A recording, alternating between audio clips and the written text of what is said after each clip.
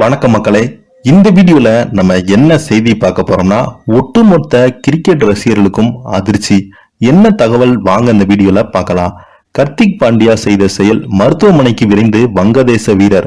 என்ன நடந்ததுன்னு வாங்க இந்த வீடியோல முழுமையாக பார்த்து தெரிஞ்சுக்கலாம்.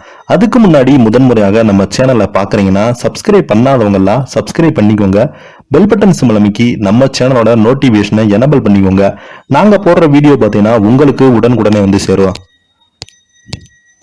வங்கதேச அணியின் முக்கிய வேக பந்து வீச்சாளரான ஹரிஃபுல் இஸ்லாம் கர்த்திக் பாண்டியாவினால் காயமடைந்திருக்கிறார். இந்திய வங்கதேசம் மோதிய பயிற்சி போட்டியில் இந்திய அணி முதலில் பேட்டிங் செய்தது. ரோஹித் சர்மா 23, சஞ்சு சர்மன் 1, ரிஷப் பாண்டே 53, சூரியகுமார் யாதவ் 31, சிவம் துபே 14 ரன்கள் எடுத்து ஆட்டம் இழந்தாங்க. கர்த்திக் பாண்டியா கடைசியாக 5 ஓவர்களில் அதிரடியாக ரன் குவித்து வந்தார். அது மட்டுமல்லாமல் கடைசி ஓவரை ஷரீஃபுல் இஸ்லாம் வீசினார். அந்த ஓவரில் ஜடேஜா மற்றும் பாண்டியன் முதல் 4 பந்துகளில் 7 ரன்கள் மட்டுமே சேர்ந்தது. இந்த நிலையில 5வது பந்தில் பவுண்டரி அடிக்க நினைத்த கர்த்திக் பாண்டியா பந்தை நேராக அடித்தார். வேகமாக வந்த பந்தை கேட்ச் பிடிக்க முயன்ற ஹரிஃபுல் இஸ்லாம் அப்போது அவரது உள்ளங்கையில் பந்து பட்டது. உடனடியாக அவர் வலியால் துடித்து போனார்.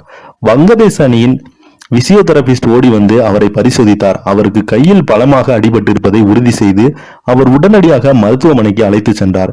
2024 T20 உலக கோப்பையில் வங்கதேச அணியின் முக்கிய வேக பந்து வீச்சாளராக இருக்கும் ஹரிஃபுல் இஸ்லாம் காயத்தில் இனி ஆடுவாரா என்ற சந்தேகமும் எழுந்துள்ளது. இந்த போட்டியில் அவர் 3.5 ஓவர்கள் பந்து வீசி 26 ரன்கள் மட்டுமே விட்டு கொடுத்தார். ஒரு விக்கெட் வீழ்த்தினார். ஒரு ஓவருக்கு சரியாக 6.8 ரன்கள் மட்டுமே விட்டு கொடுத்தார். T20 போட்டிகளில் இது நல்ல பந்து வீச்சாகும். அந்த வகையில நல்ல பந்து வீச்சாளரை இழக்கும் நிலை உள்ளது வங்கதேசம்.